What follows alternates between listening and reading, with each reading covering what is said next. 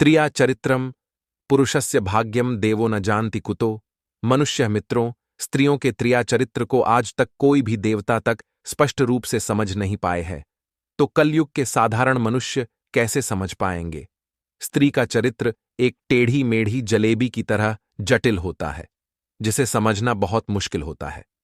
मित्रों, आप सभी लोगों का स्वागत है आपके अपने YouTube चैनल आदि पुराण में। मित्रों, आज हम आपको त्रिया चरित्र की बहुत ही खास कथा सुनाने वाले हैं, जिसे कोई भी व्यक्ति एक बार सुन लेता है तो उसे सिर्फ सुनने मात्र से वह व्यक्ति अपने जीवन में कभी भी धोखा नहीं खाता है, और इस कथा को सुनने वाले व्यक्ति अपने जीवन में भी कई बदलाव लाते हैं। मित्रों, आप सभी लोगों का ज्यादा समय नष्ट ना करते हुए इस कथा को शुरू करते हैं, लेकिन उससे पहले अगर आप सभी लोग हमारे चैनल पर नए आए हो तो चैनल को सब्सक्राइब करें और वीडियो को लाइक करें। साथ ही साथ कमेंट बॉक्स में जय श्री कृष्णा लिखना ना भूलें। मित्रों, एक बार भगवान श्री कृष्ण जी द्वारका के महल में अपने स्वर्ण से सुसज्जित सिंहासन पर बैठे थे। तभी अचानक से उनके पास देवर्षि नारद जी भगवान श्री कृष्ण जी के पास पहुंचकर रुक जाते हैं और उन्हें प्रणाम करते हुए कहते हैं, हे माधव, आप नारद का प्रणाम स्वीकार करें। तब भगवान श्री कृष्ण जी देवर्षि नारद जी से कहते हैं कि आज आप यूं अचानक से हमारे पास किस प्रयोजन से पधारे हैं। भगवान श्री कृष्ण जी की बात सुनकर देवर्षि नारद जी भगवान श्री कृष्ण जी से कहते हैं, हे प्रभु, आज मेरे मन में एक प्रश्न उठ रहा है जिसका उत्तर पाने की अभिलाषा से मैं आपके पास आया हूं। तब भगवान श्री कृष्ण जी देवर्षि नारद जी से कहते हैं, हे देवर्षि नारद जी, आप निश्चिंत होकर अपने सभी प्रश्नों को पूछिए, हम आपको आपके सभी प्रश्नों के उत्तर अवश्य देंगे। फिर देवर्षि नारद जी भगवान श्री कृष्ण जी से कहते हैं, हे प्रभु, आज मैं यह जानना चाहता हूं कि ये त्रिया चरित्र क्या होता है, इसे कैसे समझ सकते हैं। तब भगवान श्री कृष्ण जी देवर्षि नारद जी से कहते हैं, यदि आप स्त्री के त्रिया चरित्र के बारे में नहीं जानते हैं तो आप अपने जीवन में कुछ भी नहीं जानते हैं। और त्रिया चरित्र को समझना बहुत ही कठिन होता है, क्योंकि स्त्रियों का चरित्र बिल्कुल जलेबी की तरह होता है, जैसे वह टेढ़ी मेढ़ी होती है। स्त्रियों के चरित्र को कोई भी व्यक्ति नहीं समझ सकता है, क्योंकि स्त्रियां कब क्या करने लगे, किससे प्रेम करने लगे, किसे बर्बाद कर दे, इसको कोई भी व्यक्ति तो क्या कोई देवता भी नहीं समझ सकता है। मित्रों, भगवान श्री कृष्ण जी देवर्षि नारद जी से आगे कहते हैं, हे देवर्षि नारद जी, आज आपने वैसे प्रश्न बहुत ही उचित पूछा है। चलिए, हम आपको आपके इस प्रश्न का उत्तर एक अत्यंत महत्वपूर्ण कथा सुनाकर दे देते हैं, और इस कथा के माध्यम से आपको यह भी पता चल जाएगा कि स्त्री का त्रिया चरित्र क्या होता है। इसे आप ठीक से समझ जाएंगे, लेकिन आपको इस कथा को शुरू से लेकर अंत तक पूरा सुनना होगा, क्योंकि आधा अधूरा ज्ञान विष के समान होता है। तब देवर्षि नारद जी भगवान श्री कृष्ण जी से कहते हैं, हे प्रभु, मैं आपको विश्वास दिलाता हूं कि मैं इस कथा को शुरू से लेकर अंत तक पूरा अवश्य सुनूंगा, और इस कथा को समस्त देवलोक में भी विख्यात करूंगा। मित्रों, भगवान श्री कृष्ण जी देवर्षि नारद जी से कहते हैं, हे देवर्षि नारद जी, किसी समय की बात है। किसी नगर में एक राजा राज्य करता था। वह बहुत ही शूरवीर पराक्रमी योद्धा था, और उसे पुराणों उपनिषदों का भी ज्ञान था।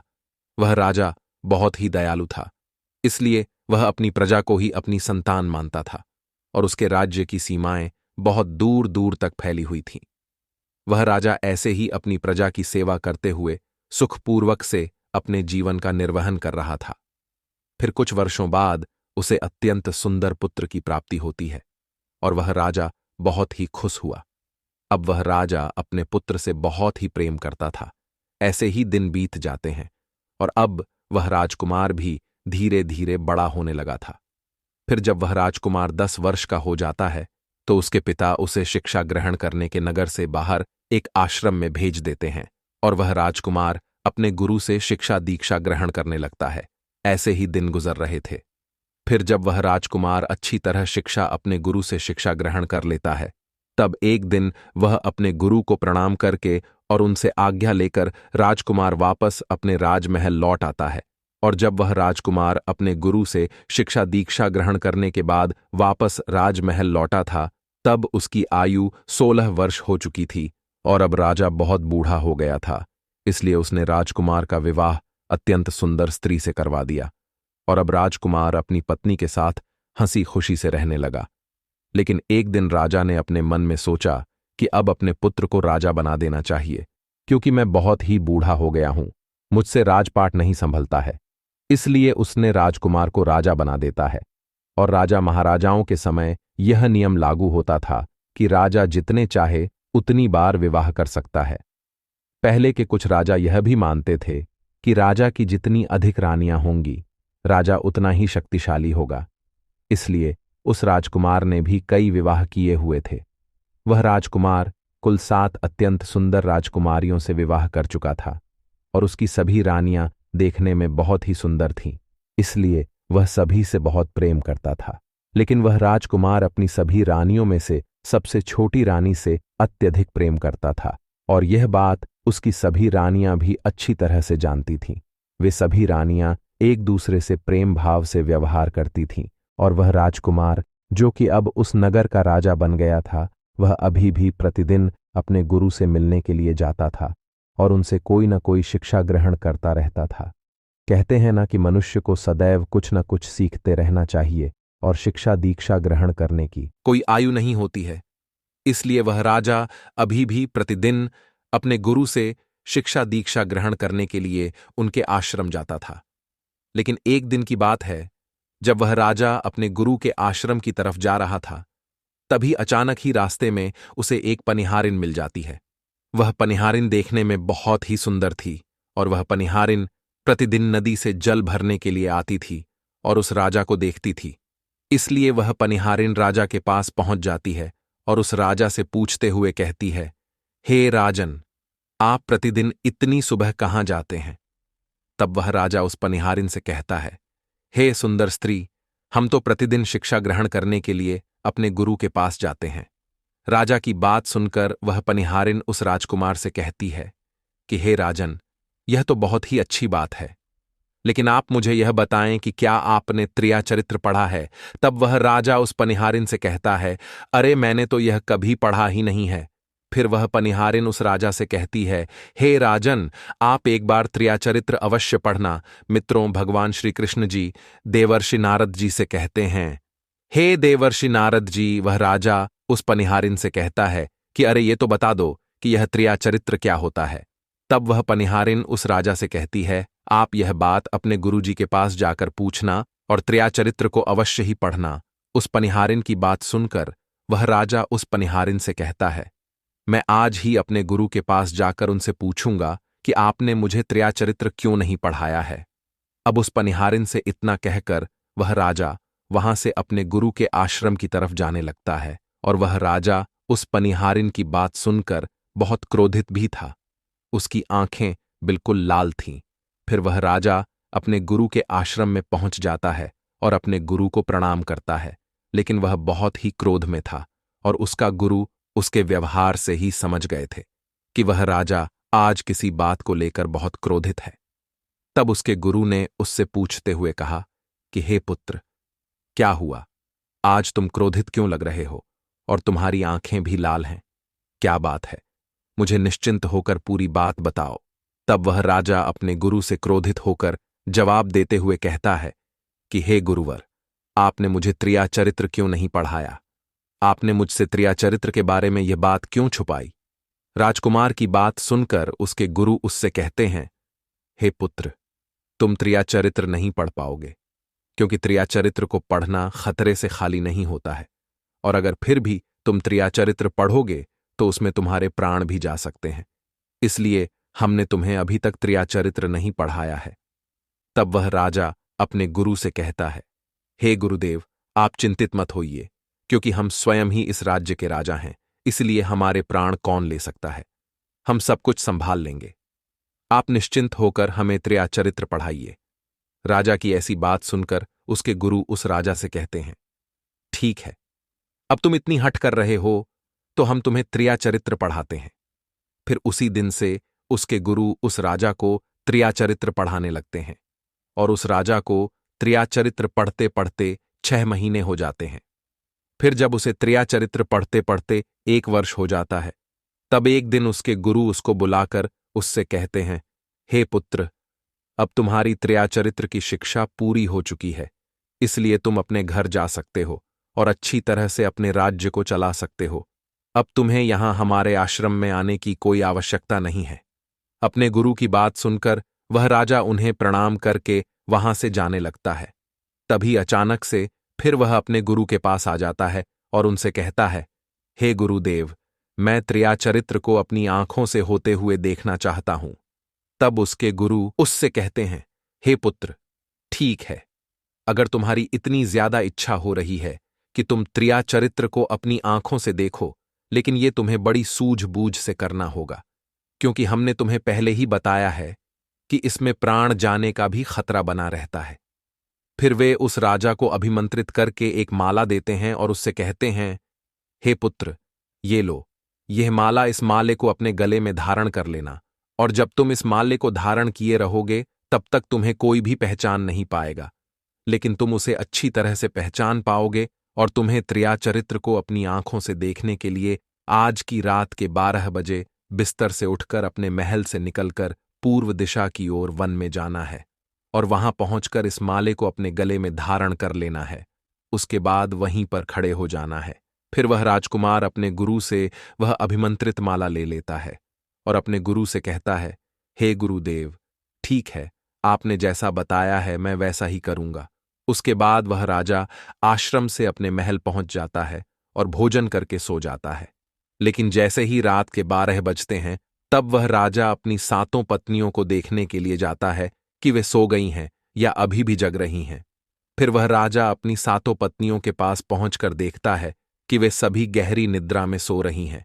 तब वह राजा अर्धरात्रि में अपने हाथ में वह माला लेकर महल से वन की तरफ पूर्व दिशा की तरफ चला जाता है और वहां पहुंचकर उस माला को अपने गले में धारण कर लेता है, जिससे उसे कोई पहचान ही न पाए। उसके बाद वह राजा वहीं पर खड़ा हो जाता है और बहुत देर तक वहीं पर खड़ा रहता है और उसे कोई भी आता हुआ नहीं दिखाई देता है, इसलिए वह वहां से जाने लगता है। लेकिन तभी अचानक से उसने क्या देखा कि वही पनिहारिन जो उसे रास्ते में मिली थी और उसने उस राजा को त्रियाचरित्र पढ़ने के लिए कहा था, वही पनिहारिन एक थाली में थोड़ा सा भोजन लेकर उसी वन की तरफ जा रही है। वहीं थोड़ी दूर पर एक साधु अपनी कुटिया बनाकर रहता था। वह पनिहारिन उसी साधु के लिए भोजन लेकर जा रही थी। तब वह राजा अपने मन में सोचने लगता है कि यह तो वही पनिहारिन है जिसने मुझसे कि मैं त्रियाचरित्र की शिक्षा ग्रहण करूं, लेकिन यह इतनी रात में किसके लिए भोजन लेकर जा रही है। चलो इसके पीछे चलकर देखता हूं कि यह अर्धरात्रि में इस साधु की कुटिया की तरफ क्यों जा रही है, इसका क्या कारण हो सकता है। वह राजा उस साधु को अच्छी तरह से पहनता था और अब वह पनिहारिन उसके सामने से जा रही थी।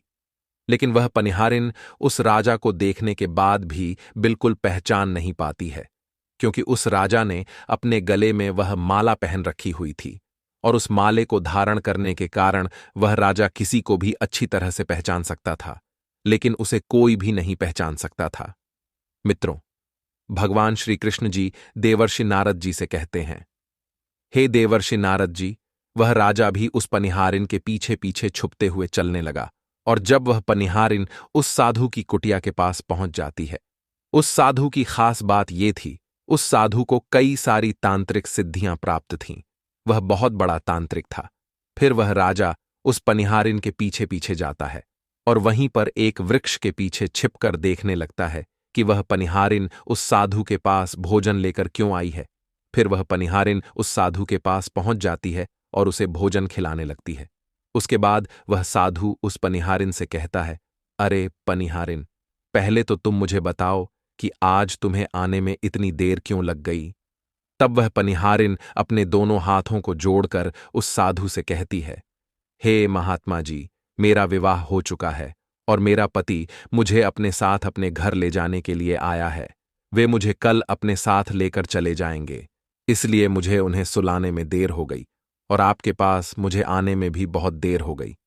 जब साधु ने उस पनिहारिन की यह बात सुनी कि अब पनिहारिन का विवाह हो चुका है और इसका पति इसे अपने साथ लेने के लिए आया हुआ है, तब वह साधु उस पनिहारिन से कहता है कि इसका मतलब है कि तुम अपने पति के साथ उसके घर जाना चाहती हो, तो अब तुम मेरे पास क्यों आई हुई हो। चली जाओ, अपने पति के साथ अपनी ससुराल। तुम क्या मुझसे आज्ञा लेने आई हो? उस साधु की बात सुनकर वह पनिहारिन उस साधु से कहती है, मैं आपके बिना नहीं रह सकती हूं। मैं आपके बिना जीवित नहीं रह पाऊंगी, क्योंकि मैं आपसे बहुत प्रेम करती हूं और मैं आपको पाने के लिए कुछ भी कर सकती हूं। फिर वह साधु उस पनिहारिन से कहता है, हे पनिहारिन, अगर तुम चाहती हो कि हमारा और तुम्हारा मिलन हो जाए तो तुमको इसके लिए एक काम करना होगा। उसके बाद वह साधु उस पनिहारिन को एक बहुत बड़ा चाकू निकलकर देते हुए कहता है कि हे पनिहारिन, जल्दी अपने घर जाओ और अपने पति की गर्दन काटकर मेरे पास लेकर आओ। अपने उस पति को मौत के घाट उतार दो जो हमारे और तुम्हारे बीच के मिलन में बाधा उत्पन्न कर रहा है। और अगर तुम ऐसा कर देती हो तभी मैं तुम्हें अपना लूंगा। उसके बाद तुमसे विवाह भी कर लूंगा। तुम्हें मैं अपनी धर्मपत्नी बना लूंगा।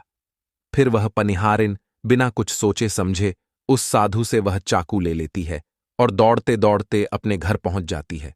घर पहुंचकर उसने देखा कि उसका पति आराम से सो रहा है। फिर वह पनिहारिन बिना कुछ सोचे समझे उस चाकू से नींद में ही अपने पति की गर्दन काटकर उसे मौत के घाट उतार देती है। लेकिन वह राजा उस पनिहारिन के पीछे पीछे उसके घर तक आ गया था और उसने यह पूरा दृश्य भी देख लिया था। फिर वह पनिहारिन अपने पति की कटी हुई गर्दन को अपने एक हाथ में पकड़कर उस साधु के पास लेकर पहुंच जाती है। फिर वह राजा भी छिपते हुए उस पनिहारिन के पीछे पीछे साधु की कुटिया के समीप एक उसी वृक्ष के पीछे छिप जाता है जहां पर वह पहले छिपा हुआ था। उधर जब उस साधु ने देखा कि वह पनिहारिन अपने ही पति को मौत के घाट उतारकर उसकी गर्दन लेकर आई है, तो यह देखकर उस साधु को पनिहारिन पर बहुत क्रोध आ जाता है। फिर वह साधु उस पनिहारिन को यह कहकर पास में रखे हुए डंडे से मारने लगाता है कि अरे कुल्टा स्त्री, तू अभी तुरंत ही यहां भाग जा, क्योंकि तूने अपने पति के साथ 7 फेरे लिए थे। अगर तू अपने पति की नहीं हो सकी तो तू मेरी क्या होगी? लेकिन अगर मैं तुझे अपना भी लूं तो क्या उम्मीद है कि तू मेरे साथ ऐसा नहीं करेगी? कभी तुझे और कोई पसंद आ जाएगा तो तू मुझे भी अपने पति की तरह जान से मार डालेगी। इसलिए तू अभी तुरंत ही यहां से भाग जा, और अगर तू मेरे पास कभी भी दोबारा आई तो मैं तुझे जीवित नहीं छोड़ूंगा। मित्रों, भगवान श्री कृष्ण जी देवर्षि नारद जी से कहते हैं, हे देवर्षि नारद जी, उस साधु की यह बात सुनकर पनिहारिन पैरों तले से जैसे जमीन ही खिसक गई थी। फिर वह पनिहारिन भयभीत होकर अपने पति की कटी हुई गर्दन को अपने साथ लेकर घर पहुंच जाती है और अपने पति की गर्दन को उसके शरीर से जोड़ने लगती है, लेकिन वह जुड़ ही नहीं रही थी। इसलिए वह पनिहारिन उस कटी हुई गर्दन को अपने पति के गले के पास रख देती है। जैसे कि कोई भी व्यक्ति उसके पति की गर्दन को देखे तो उसे लगे कि किसी ने उस पनिहारिन के पति की गर्दन को नींद में ही काट दी है। उसके बाद वह पनिहारिन अपने पति के बगल में लेटकर चैन से सो जाती है, जैसे उसने कुछ किया ही ना हो। और इधर जैसे ही सुबह होती है, वह पनिहारिन सुबह उठते ही अपने पति के पास बैठकर बहुत जोर जोर से विलाप करने लगी और विलाप करते हुए कहने लगी कि किसी ने मेरे पति की हत्या कर दी है। लेकिन वह राजा उस पनिहारिन का पूरा सत्य जानता था, क्योंकि उसने पनिहारिन के द्वारा किया गया पूरा कारनामा अपनी आंखों से देख लिया था। और इधर जब उस नगर के लोगों को पता चलता है कि किसी ने उसके पति को मौत के घाट उतार दिया है, तो वे सभी उस पनिहारिन के घर पर पहुंच जाते हैं और उसके पति की लाश को लेकर नगर के बाहर लेकर उसका दाह संस्कार करने के लिए जाते हैं। तब वह पनिहारिन भी उन सभी नगर के लोगों के पीछे पीछे विलाप करते हुए उस स्थान पर पहुंच जाती है जहां पर उसके पति का दाह संस्कार होने वाला था, और उधर वह राजा भी उस पनिहारिन के पीछे पीछे वहीं जा रहा था।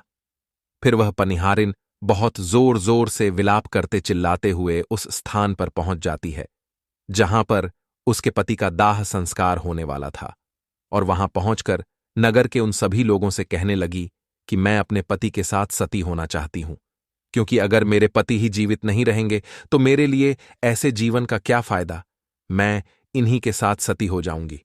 लेकिन राजा को उस पनिहारिन की बात पर हंसी आ जाती है और वह राजा कहता है, त्रिया चरित्र, ना जाने कोई खामस मार के सती हो गई। मित्रों, भगवान श्री कृष्ण जी देवर्षि नारद जी से कहते हैं, हे देवर्षि नारद जी, उस राजा की यह बात कोई भी नहीं समझ पाता है, लेकिन वह पनिहारिन राजा की बात को अच्छी तरह से समझ जाती है और उस राजा से कहती है, हे राजन, आप मेरे ऊपर यह बात कह रहे हैं, लेकिन चलिए, कोई बात नहीं, मैं तो सती हो जाऊंगी, किंतु मैं सती होने से पहले आपको एक बात बताती हूं, आप इसे याद रखना। तब वह राजा उस पनिहारिन से कहता है, क्या मुझे स्पष्ट रूप से बताओ। फिर वह पनिहारिन राजा से कहती है कि हे राजन, आप जब भी चटाई पर बैठे तो उस चटाई को झाड़कर ही बैठना।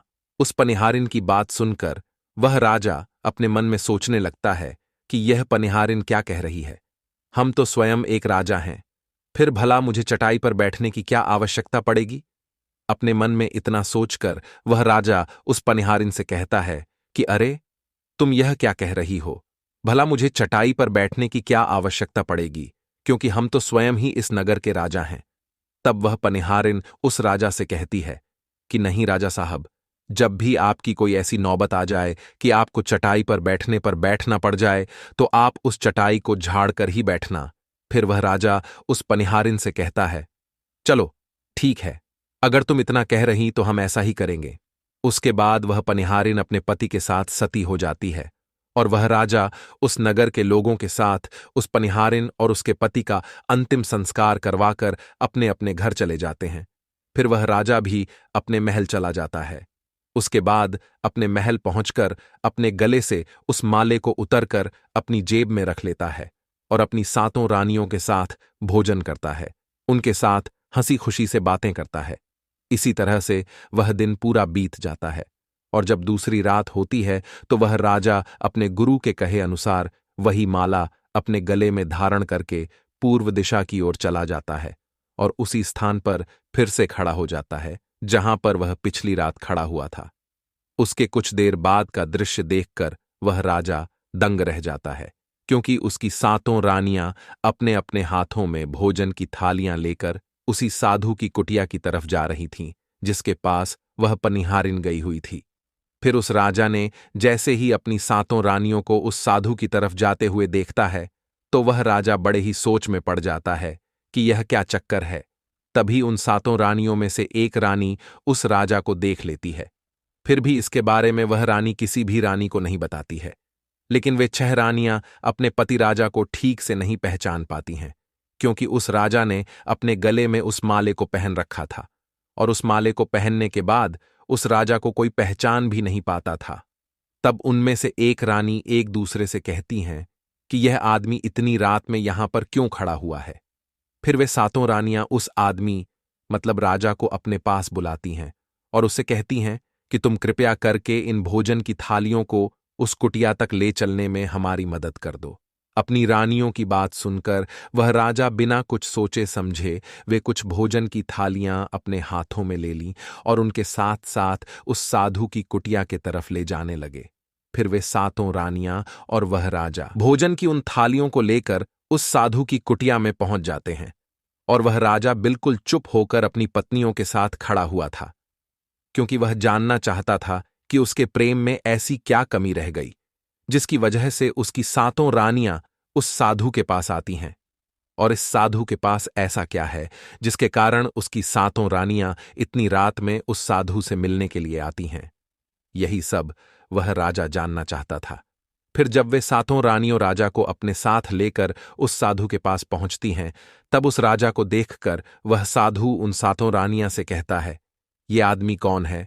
तो वे 7 रानियां उस साधु से कहती हैं, अरे साधु महाराज, ये आदमी तो हमें रास्ते में मिला था और इसने हमारी मदद की है, इसलिए हम इसे भी अपने साथ लेकर आपके पास आ गए। उसके बाद उनमें से बड़ी रानी उस साधु से कहती है, चलो एक काम करते हैं, आज रात इसे यहीं पर रहने देते हैं, यह आदमी कल सुबह होते ही यहां से चला जाएगा। फिर वह साधु उस बड़ी रानी की इस बात को मान लेता है और अपने एक शिष्य को आवाज देकर बुलाकर उससे कहता है कि इस आदमी के लिए आज की रात ठहरने का प्रबंध कर दो। अपने गुरु की आज्ञा पाकर वह शिष्य उस राजा को अपने साथ एक कमरे में ले जाता है और उस कमरे में राजा के सोने का प्रबंध चटाई बिछाकर की गई थी। उसके बाद साधु का वह शिष्य उस राजा से कहता है, देखो भाई, आज तुम्हें इस चटाई पर ही सोना पड़ेगा। उस राजा से इतना कहकर साधु का वह शिष्य उस कमरे से चला जाता है। मित्रों, भगवान श्री कृष्ण जी देवर्षि नारद जी से कहते हैं, हे देवर्षि नारद जी, वह राजा उस कमरे में अकेला पड़ जाता है और अपने मन में सोचने लगता है कि आज तो चटाई पर सोने की नौबत आ ही गई। चलो कोई बात नहीं, सिर्फ आज ही की तो रात है, आज की रात हम चटाई पर ही सोकर रात काट लेंगे। अभी वह राजा यही सब सोच ही रहा था कि तभी अचानक से उसे उस पनिहारिन की बात याद आ जाती है, जिसने उससे कहा था कि अगर कभी उसे चटाई पर बैठने की आदत आ जाए तो उस चटाई को झाड़कर ही बैठना। फिर वह राजा अपने मन में सोचने लगा कि उस पनिहारिन ने मुझसे कहा था कि जब भी आपको चटाई पर बैठने की नौबत आ जाए तब आप उस चटाई को अवश्य झाड़ लेना। चलो आज पहले इस चटाई को झाड़ ही लेते हैं, हो सकता है इसका कोई राज हो। अपने इतना सोचकर उस राजा ने जैसे ही उस चटाई को उठाई तो उसने देखा कि उस चटाई के नीचे एक बहुत बड़ा भयानक कुआं बना हुआ है। जब राजा उस कुएं को देखा तो राजा के पैरों तले से जमीन ही निकल गई। उसके बाद राजा ने उस कुएं के अंदर झांक कर देखा तो उसने देखा कि उस कुएं के अंदर बहुत सारे कैदी बंद हैं, जिन्हें उस साधु ने जबरदस्ती कैद कर रखा था। तभी अचानक से उस कुएं में कैद उन कैदियों में से एक आदमी उस राजा को पहचान लेता है और उस राजा से कहता है, हे राजन, आप यहां कैसे आ गए? उस आदमी की बात सुनकर वह राजा उस आदमी से कहता है, अरे भाई, थोड़ा धीरे धीरे बोलो, नहीं तो कोई हमारी बात सुन लेगा, जिससे पूरी पोल पट्टी खुल जाएगी। फिर जब उस कुएं में कैद कैदियों को यह बात की पता चली कि यह आदमी कोई और नहीं है बल्कि इस नगर का राजा है, तब उन सभी कैदियों ने उस राजा को कहा कि राजा साहब, आप यहां से भाग जाइए। हम तो यहां से निकल नहीं पाए, लेकिन आप यहां से भाग जाइए, नहीं तो जो हमारा हाल हुआ है आपका भी यही हाल हो जाएगा। आप भी यहां फंस जाएंगे, आपको भी यह साधु पकड़कर इसी कुएं में डाल देगा। इसलिए आप जितना जल्दी हो सके यहां से भाग जाइए। जब वह राजा उस कमरे के अंदर गया था तो उसने अपने गले से वह माला निकाल ली थी। फिर जब राजा उस कुएं में कैद कैदियों की बात सुनी तो वह उनकी बात सुनकर बहुत ही भयभीत हो गया। उसके बाद वह राजा वहां से भागने लगा, लेकिन वह राजा जब वहां से भाग रहा था तो वह अपने गले में माला पहनना भूल गया था। इसलिए उन 7 रानियों और उस साधु ने राजा को वहां से भागते हुए देख लेते हैं।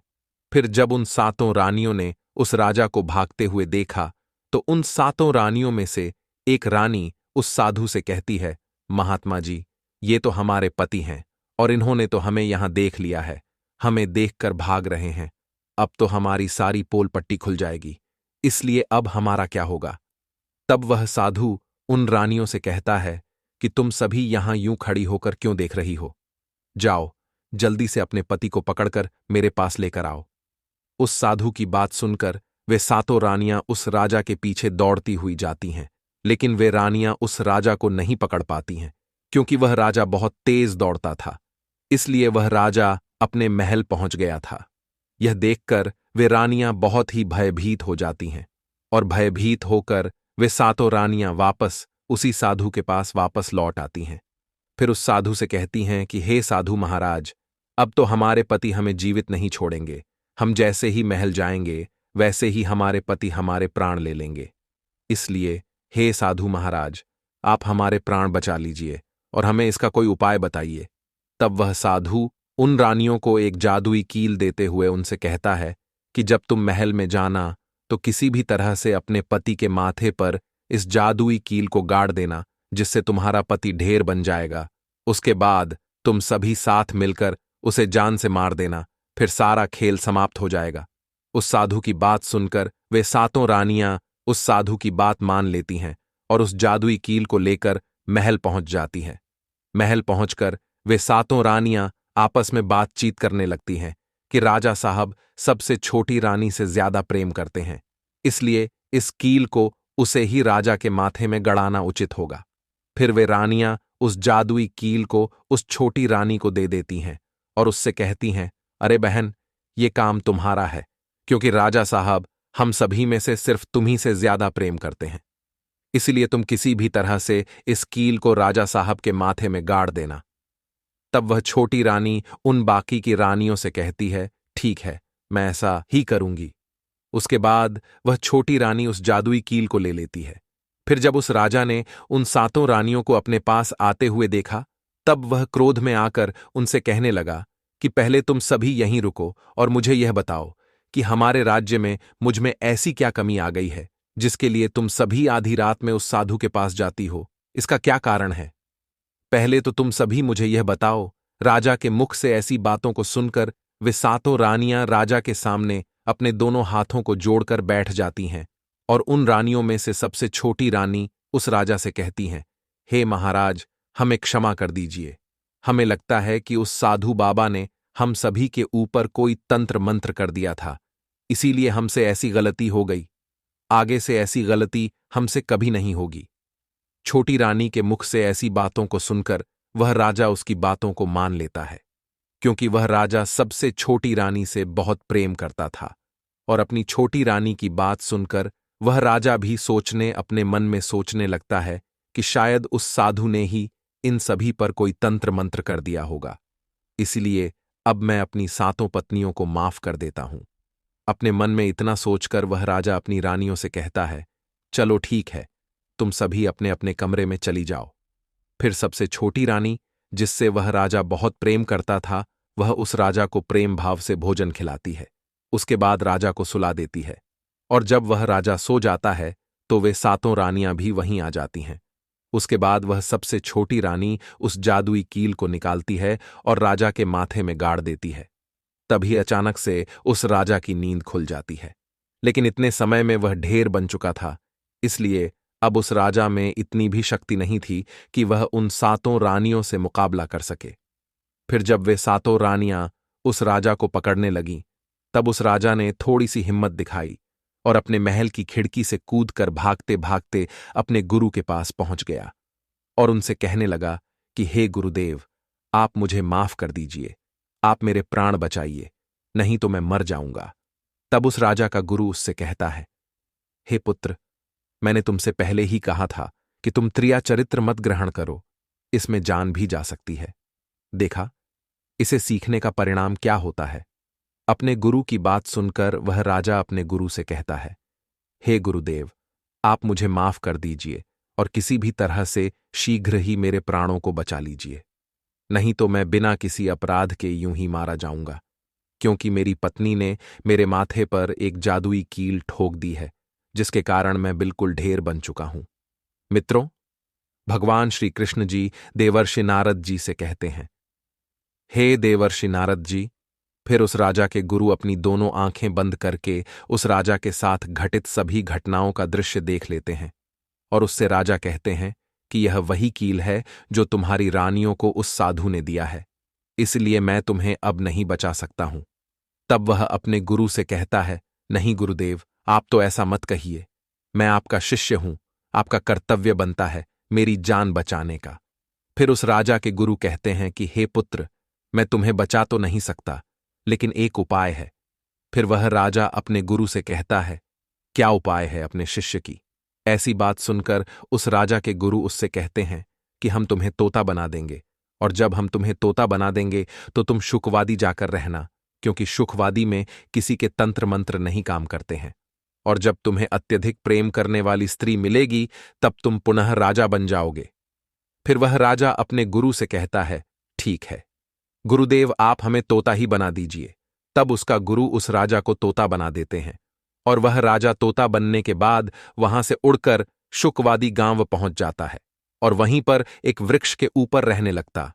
उस वृक्ष पर कई सारे तोते रहा करते थे और उधर वे सातों रानियां उस राजा को नगर नगर जाकर खोज रही थीं।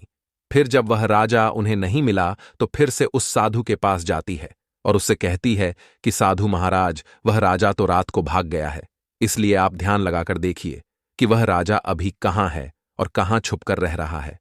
उन रानियों की बात सुनकर वह साधु ध्यान लगाकर अपने मन में देखने लगता है। फिर उन सातों रानियों से बताते हुए कहने लगता है कि वह राजा तोता बनकर के शुकवादी में रहने लगा है। तब वे रानियां उस साधु से कहती हैं कि हे स्वामी, अब हम क्या करें? रानियों की बात सुनकर वह साधु उनसे कहता है कि अब तुम अपने राजमहल में जाओ और महल में जाकर यह घोषणा कर दो कि जो भी तोता पकड़ करके लाएगा हम उसे 10 स्वर्ण मुद्राएं देंगे। फिर वे रानियां ठीक वैसा ही करती हैं। फिर उस नगर के जितने भी बहेलियां थे वे तोता पकड़ने के लिए चारों तरफ घूमने लगते हैं और जो भी तोता पकड़ते थे उस तोते को उन रानियां के पास लेकर जाते थे और इसके बदले में वे रानी उन्हें 10 स्वर्ण मुद्राएं दे देती थीं। उसके बाद रानियों से उन मुद्राओं को लेकर वहां से चले जाते थे। फिर वे 7 रानियां उस तोते को मार देती थीं। ऐसे ही कई वर्ष बीत जाते हैं और वह राजा जो तोता बनकर जिस वृक्ष पर रह रहा था, उस वृक्ष पर कई सारे तोते रहते थे और वह तोता उन सभी से बहुत अच्छी अच्छी बातें करता था, उन्हें कई सारी ज्ञान की बातें बताता था। तब सारे तोता को लगा कि यह तो तोता तो बहुत समझदार है, यह तोता तो बहुत अच्छी अच्छी बातें करता है, इसे हम अपना राजा बना लेते हैं। और सभी तोता मिलकर उस तोते को अपना राजा बना लेते हैं। फिर वह राजा सभी तोतों का भी राजा बन जाता है और उसी वृक्ष पर छिपकर रहने लगता है। लेकिन एक दिन तोता पकड़ते पकड़ते एक बहेलिया उसी वृक्ष के पास पहुंच जाता है जिस पर वह राजा तोता बना छिपकर रहता था। फिर जब उस बहेलिया ने उस वृक्ष पर इतने सारे तोतों को देखा तो वह उन तोतों को देखकर अपने मन में सोचने लगा कि अगर मैं इतने सारे तोतों को पकड़कर रानी जी के पास ले जाऊंगा तो मुझे बहुत सारे स्वर्ण मुद्राएं मिल जाएंगी। लेकिन फिर वह बहेलिया सोचता है कि मैं इतने सारे तोतों को कैसे पकड़कर ले जाऊं। फिर अगली सुबह सारे तोते दाने चुगने के लिए उड़ जाते हैं। तभी वह बहेलिया उस वृक्ष के पास जाकर उसकी डालों पर एक चाकू से थोड़ा काट देता है, जिससे उस वृक्ष में से गोंद निकलती है और उसी गोंद के कारण तोते उस पेड़ पर चिपक जाने वाले थे। मित्रों, बहेलिया बैठा यह सारा दृश्य देखने के लिए बहुत उत्सुक हो रहा था और कुछ देर बाद चला गया। फिर जब शाम हुई तब वे सारे तोते उड़कर वापस उसी वृक्ष पर बैठ गए। तब उन सभी तोतों के पंख और पैर उस गोंद के कारण उसी वृक्ष से चिपक गए और वे सभी पेड़ की शाखाओं पर फंसे रह गए, क्योंकि उस वृक्ष पर हर जगह गोंद ही गोंद थी। अब सारे तोते उस गोंद में पूरी तरह से चिपक गए थे। उनके साथ राजा तोता भी शामिल था। तभी वे सारे तोते अपने राजा तोता से अपने अपने प्राण बचाने की सलाह मांगने लगते हैं। फिर उन तोतों में से एक तोता उस राजा तोता से कहता है, हे राजन, आप ही कुछ कीजिए, लेकिन हमें किसी तरह आजाद कीजिए, वरना वह बहेलिया सुबह आएगा और हमें पकड़कर अपने साथ ले जाएगा और मार डालेगा। तब वह राजा तोता उन सभी तोतों को शांत करवाकर उनसे कहता है, भाइयों, मेरी बात ध्यान से सुनो। सुबह जब वह बहेलिया आए तब तुम सभी मरने का नाटक करना, जिससे वह बहेलिया तुम्हें मरा हुआ समझकर इस वृक्ष से निकालकर जमीन पर रख देगा। इसलिए उसे यह महसूस होना चाहिए कि सारे तोते मर चुके हैं। उसके बाद तुम सभी समय रहते ही उड़कर किसी अन्य सुरक्षित स्थान पर चले जाना, बाकी मैं सब कुछ संभाल लूंगा। फिर वे सारे तोते राजा के कहे अनुसार उस वृक्ष पर लटक गए, जैसे कि वे सभी मर चुके हैं। उसके बाद जब दूसरी सुबह वह बहेलिया उस वृक्ष के पास आता है तो वह देखता है कि सारे तोते मर चुके हैं और उसे इस बात का अफसोस हो रहा था कि सारे तोते मर चुके हैं।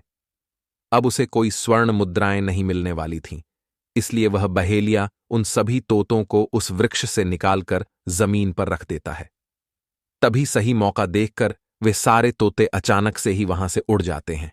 वहीं दूसरी तरफ उसने देखा कि वह जो राजा तोता बना हुआ था वह उसी वृक्ष पर रह गया था और जमीन पर जितने भी तोते पड़े हुए थे वे सभी वहां से उड़कर भाग गए थे। तब वह बहेलिया कहता है, अरे यह क्या हुआ? इस वृक्ष पर तो सिर्फ एक ही तोता है जो कि मरा लटका हुआ है, और जितने तोते मैंने छुड़ाकर नीचे जमीन पर फेंके थे वे सभी उड़कर भाग गए। इसका मतलब यह है कि सारे तोतों ने मिलकर मेरे साथ धोखा किया है। अब जो राजा तोता बना हुआ था वहीं सिर्फ उस वृक्ष पर लटका हुआ रह गया था। इसलिए वह बहेलिया उस तोते पर क्रोधित हो जाता है और उस तोते से कहता है कि यह सब तुम्हारी ही चाल है। चलो, अब मैं तुम्हें अपने साथ लेकर जाऊंगा और रानी के हाथ बेच दूंगा, जिससे मुझे 10 स्वर्ण मुद्राएं मिल जाएंगी। और इधर वह बहेलिया उस तोते को बेचने के लिए रानी के पास जाने लगता है। तब रास्ते में वह तोता उस बहेलिया से कहता है कि अरे भाई, तुम मुझे कहाँ ले जा रहे हो? तो वह बहेलिया जवाब देते हुए कहता है, मैं तुम्हें बेचने के लिए रानी के पास ले जा रहा हूं। अगर मैं तुम्हें वहां बेच दूंगा तो मुझे 10 स्वर्ण मुद्राएं मिलेंगी। उस बहेलिये की बात सुनकर वह राजा उस बहेलिये से कहता है कि मैं अगर तुम्हें 5000 स्वर्ण मुद्राएं दिला दूं तो क्या तुम मुझे नहीं बेचोगे? तब वह बहेलिया उस तोते से कहता है कि तुम मुझे 5000 स्वर्ण मुद्राएं कैसे दिला सकते हो? फिर वह तोता उस बहेलिये से कहता है कि इस नगर में ही मुझे बेचो, मूल्य मैं स्वयं बताऊंगा। तब वह बहेलिया उस तोते की बात मान लेता है और रानी के पास बेचने की जगह पर बहेलिया तोता को लेकर एक बाजार में बेचने चला जाता है। उस नगर का यह नियम था कि अगर किसी व्यक्ति का सामान शाम तक नहीं बिके तो उस नगर का राजा स्वयं आकर उस सामान को खरीद लेता था। उसके बाद वह बहेलिया उस तोते को लेकर उस बाजार में पहुंच जाता है और राजा तोता को लेकर उसी बाजार में बैठ जाता है। लेकिन जब कोई व्यक्ति उस तोते को खरीदने आता है तो वह उस बहेलिये से पूछता कि यह तोता कितने का है, तो वह बहेलिया उससे कहता है कि तोता अपना मूल्य स्वयं बताएगा। फिर वह तोता अपना मूल्य इतना बता देता था कि कोई भी व्यक्ति उसे खरीद ही नहीं पाता है। ऐसे ही करते करते शाम हो जाती है और अब सभी दुकानदार अपनी अपनी दुकानों को लेकर चले गए, लेकिन वह बहेलिया और तोता ही उस बाजार में अकेले बच गए थे। इधर उस नगर के राजा ने अपने सैनिकों को आदेश दिया कि जाओ और देखकर आओ, बाजार में किसी का सामान तो नहीं रह गया है। फिर जब राजा के सैनिक उस बाजार में आए तो उन्होंने देखा कि एक बहेलिया अपने साथ एक तोते को लेकर बैठा हुआ है। फिर राजा के वे सैनिक उस बहेलिया से कहते हैं कि अरे बहेलिये, तुम्हारा तोता क्यों नहीं बिका? तुम इसे कितने में बेच रहे हो? तो तोता कहता है कि जो इन्हें 5,000 स्वर्ण मुद्राएं देगा वही मुझे खरीद पाएगा।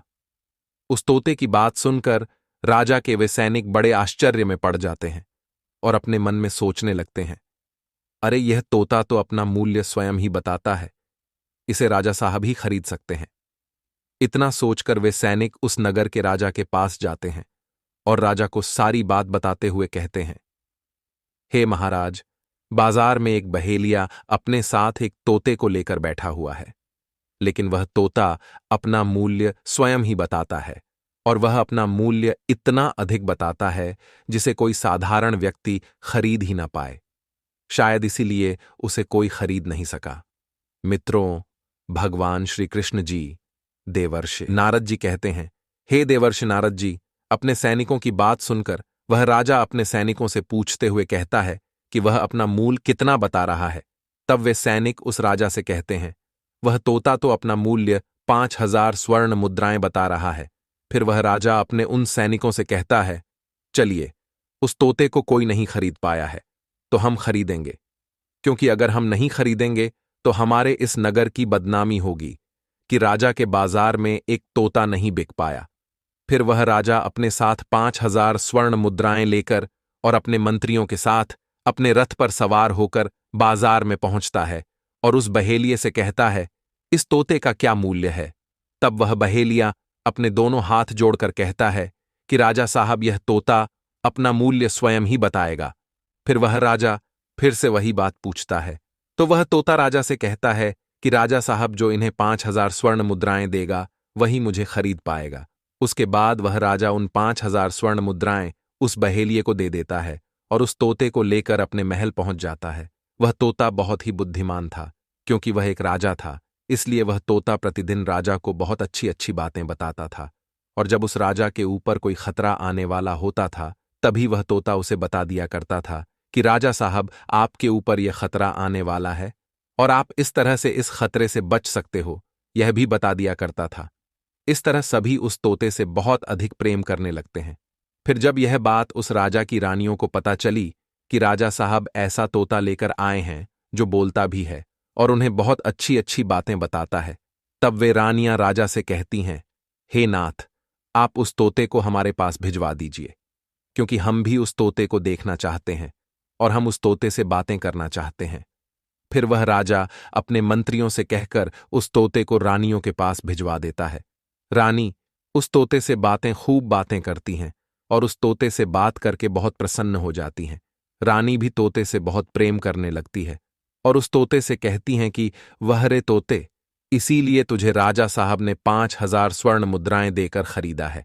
राजा की एक पुत्री थी जो कि देखने में बड़ी सुंदर थी। रानी अपनी पुत्री से कहती है कि आज से तुम ही इस तोते का ध्यान रखना होगा, इसे अच्छे से नहला धुला देना। वह राजकुमारी भी उस तोते से बहुत प्रेम करती थी। फिर जैसे ही सुबह होती है तब राजकुमारी उस तोते को लेकर नहलाने के लिए चली जाती है और जब राजकुमारी उस तोते को नहला रही थी तब उसने देखा कि उस तोते के माथे पर एक कील जैसा सा कुछ लगा हुआ है। राजकुमारी उसे निकाल दिया। फिर राजकुमारी ने जैसा ही उस कील को बाहर निकाला, तभी अचानक से वह तोता पहले की तरह एक सुंदर सा राजकुमार बन जाता है। यह देखकर राजकुमारी बहुत ही भयभीत हो जाती है। तब वह राजा उस राजकुमारी से कहता है कि तुम घबराओ नहीं, यह कील वापस से मेरे माथे पर लगा दोगी तो मैं फिर से एक तोता बन जाऊंगा और मैं तुम्हें इसके बारे में रात में बताऊंगा। फिर वह राजकुमारी तुरंत ही वह कील उस राजा के माथे में लगा देती है, जिससे वह राजा वापस वहीं तोता बन जाता है और उस तोते को नहला धुलाकर एक पिंजड़े में बंद कर देती है। उसके बाद रात में वह राजकुमारी उस तोते को अपने साथ अपने कमरे में ले जाती है और उसके माथे से उस कील को निकाल देती है। तब वह तोता फिर से एक सुंदर सा राजकुमार बन जाता है और उस राजकुमारी को अपने जीवन में घटित सभी घटनाओं का वृतांत सुना देती है और उस राजकुमारी से कहता है, मुझे माफ करना, यह पूरी बात किसी को नहीं बताना, वरना मेरी जान चली जाएगी। तब वह राजकुमारी उस राजा से कहती है कि मैं तुम्हें विश्वास दिलाती हूं कि मैं इस बात के बारे में किसी को कुछ भी नहीं बताऊंगी। फिर वह राजकुमारी ऐसा ही करती है।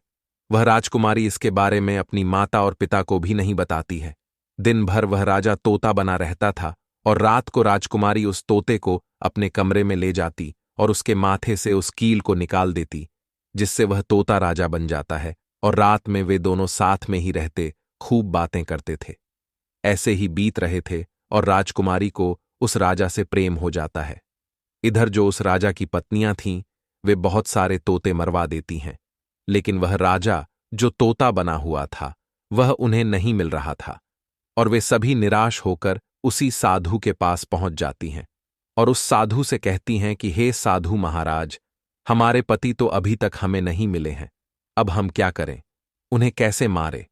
उन रानियों की बात सुनकर वह साधु फिर से अपनी आंखें बंद करके ध्यान लगाकर एक स्थान पर बैठ जाता है और अपने मन में सारा दृश्य देखकर उन रानियों से कहता है कि वह राजकुमार अभी तक तोता बना हुआ है और एक राजा के महल में रह रहा है, इसलिए तुम सभी एक काम करो कि तुम सभी नृत्य करना सीख लो।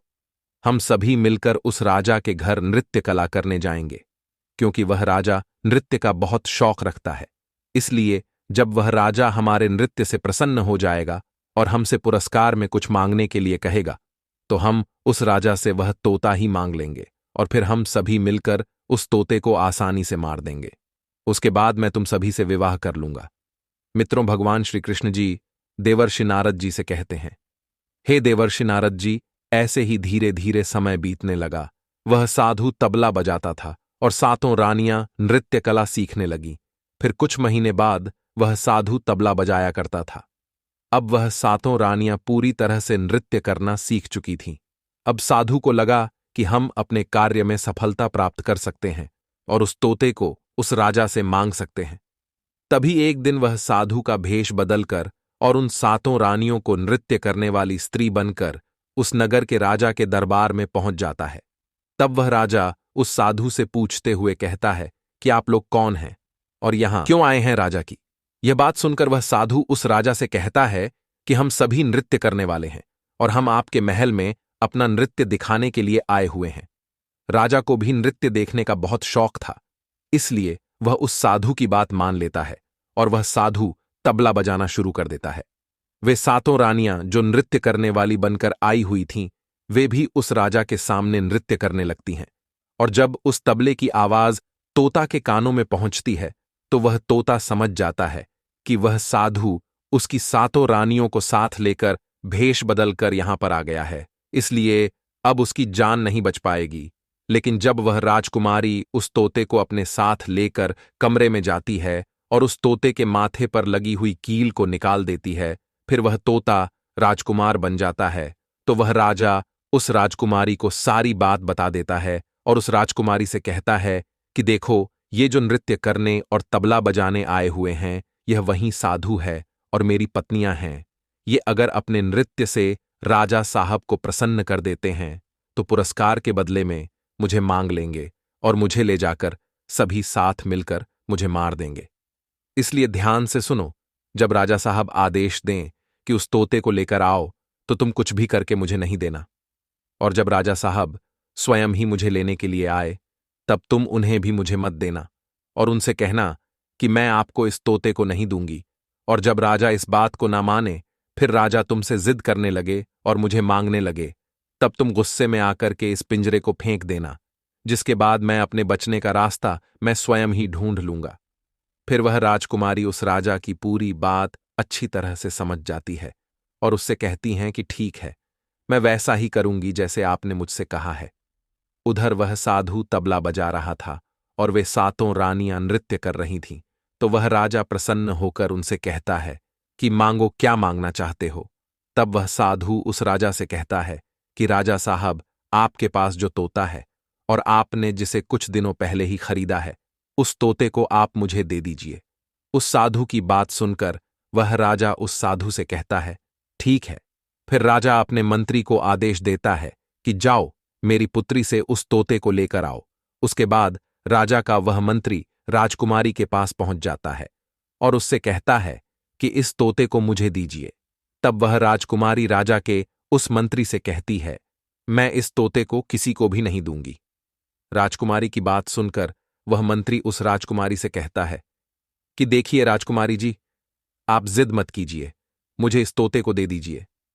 तब वह राजकुमारी उस मंत्री से कहती है कि तुम जल्दी से जाओ और मेरे पिताजी को यहां भेजो, वहीं आकर इसे ले जाएंगे।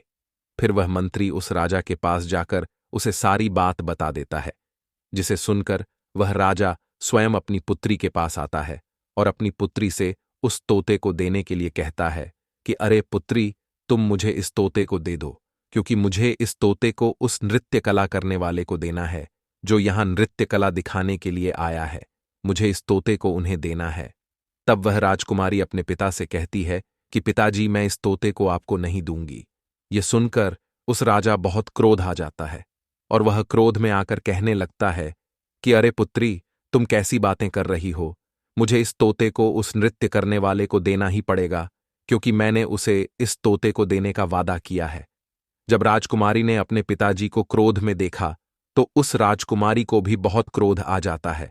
तब वह राजकुमारी क्रोध में आकर उस तोते के पिंजरे को जमीन पर फेंक देती है, जिससे वह पिंजरा जैसे ही जमीन पर गिरता है, तभी अचानक से वह पिंजरा टूट जाता है और जमीन पर गिरने की वजह से वह तोता उस पिंजरे से आजाद हो जाता है।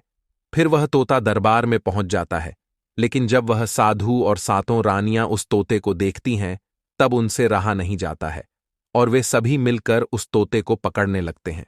कुछ देर बाद वे सभी मिलकर उस तोते को पकड़ लेते हैं।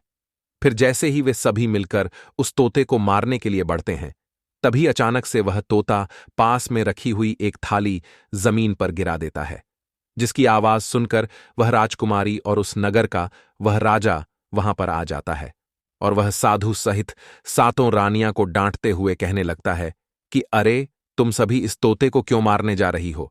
तब वह राजकुमारी अपने पिताजी से कहती है, पिताजी, मैं इसीलिए इस तोते को आपको नहीं दे रही थी, क्योंकि मैं जानती हूं कि ये सभी यहां भेष बदलकर इस तोते को मारने के लिए ही आए हुए हैं। लेकिन अभी भी राजा को कोई भी बात समझ में नहीं आ रही थी, इसलिए उसकी पुत्री अपने पिता को उस राजा के साथ घटित सभी घटनाओं का वृतांत सुना देती है, जिसे सुनने के बाद वह राजा उस साधु और उन सातों रानियों को बंदी बनाकर कारागार में बंद कर देता है। उसके बाद राजकुमारी उस तोते के माथे पर लगी हुई वह कील निकाल देती है, जिसके कारण वह तोता एक सुंदर राजकुमार का रूप धारण कर लेता है। फिर वह राजा उस नगर के राजा से कहता है कि देखिए राजा जी, मैं भी एक राजा हूं और मैं आपकी पुत्री से अत्यधिक प्रेम करता हूं, मैं उससे विवाह करना चाहता हूं। तब वह राजा अपनी पुत्री से पूछते हुए कहता है कि पुत्री, क्या तुम इस सुंदर राजकुमार से विवाह करना चाहती हो। तो वह राजकुमारी अपने पिता से कहती हैं कि पिताजी, मैं भी इस राजा से बहुत प्रेम करती हूं। फिर वह राजा उस नगर के राजा की पुत्री से विवाह करता है और उससे विवाह करने के बाद उस राजकुमारी को अपने साथ महल ले आता है। उसके बाद वह राजा खुशी खुशी उस राजकुमारी के साथ अपने महल में रहने लगता है और अब उस राजा को त्रिया चरित्र की पूरी जानकारी मिल गई। मित्रों, भगवान श्री कृष्ण जी देवर्षि नारद जी से कहते हैं, हे देवर्षि नारद जी, अब तो आपको आपके सभी प्रश्नों के उत्तर मिल ही गए होंगे। तब देवर्षि नारद जी भगवान श्री कृष्ण जी से कहते हैं, हे प्रभु, आज आपने मुझे त्रिया चरित्र की इस कथा के माध्यम से बहुत ही महत्वपूर्ण ज्ञान दिया है, इसलिए मैं आपको विश्वास दिलाता हूं कि मैं इस कथा का विस्तार समस्त देवलोक में भी अवश्य विख्यात करूंगा। मित्रों, जब कोई स्त्री कभी कभी कठिन परिस्थितियों में चतुराई या चालाकी दिखाती है या स्वयं दूसरों को बेवकूफ मानकर कोई ढोंग रचती है, तो इसे ही त्रिया चरित्र कहा जाता है, जिसे सुनने के बाद उस राजा को क्या क्या नहीं करना पड़ गया था। जैसे उस राजा को अब स्त्री के त्रिया चरित्र का ज्ञान पूरा कर हो गया था कि कैसे जब एक स्त्री को अपना स्वार्थ दिखने लगता है तो वह अपने लोगों को भी बेवकूफ बनाकर अपने स्वार्थ को पूरा करती है, और उसके साथ रहने वाले लोगों को इसके बारे में भनक तक नहीं लगती है कि यह स्त्री त्रिया चरित्र की खेल कर रही है। इसलिए जो आपके दिल के करीब है उसके बारे में आप पूरी जानकारी रखिए कि उसके अंदर को लेकर कोई स्वार्थ तो नहीं छुपा है, और अगर ऐसा है तो आप उनसे थोड़ा दूरी बनाकर ही रहे, क्योंकि ऐसे में ये व्यक्ति आपको जिंदगी के हर कदम पर धोखा ही देंगे, क्योंकि एक स्वार्थी स्त्री अपनी स्वार्थ को बचाने के लिए जिंदगी में कुछ भी कर सकती है। मित्रों, स्त्री के चरित्र के बारे में इस वजह से ही कहा गया है कि एक स्त्री के चरित्र को कोई देवता तक भी नहीं जान पाते हैं, तो आज कल मनुष्य कैसे समझ पाएंगे। ऐसी स्त्रियां स्वयं ही जानबूझकर अपने पति को सती होने का ढोंग रचाती हैं। इन स्त्रियों से बचकर ही रहना चाहिए। मित्रों, आप लोगों को यह कथा कैसी लगी हमें कमेंट बॉक्स में अवश्य बताइएगा, और अगर आप सभी लोगों ने अभी तक हमारे चैनल को सब्सक्राइब नहीं किया है तो ऐसी ही ज्ञानवर्धक कथाओं के लिए आप सभी लोग हमारे चैनल को भी सब्सक्राइब करें और सभी वीडियो की नोटिफिकेशन के लिए नोटिफिकेशन बेल को भी दबाएं, जिससे आपको सभी वीडियो की नोटिफिकेशन सबसे पहले मिल सके। साथ ही साथ कमेंट बॉक्स में राधे राधे लिखना ना भूलें। मित्रों, वीडियो को यहां तक देखने के लिए आप सभी लोगों का दिल से धन्यवाद।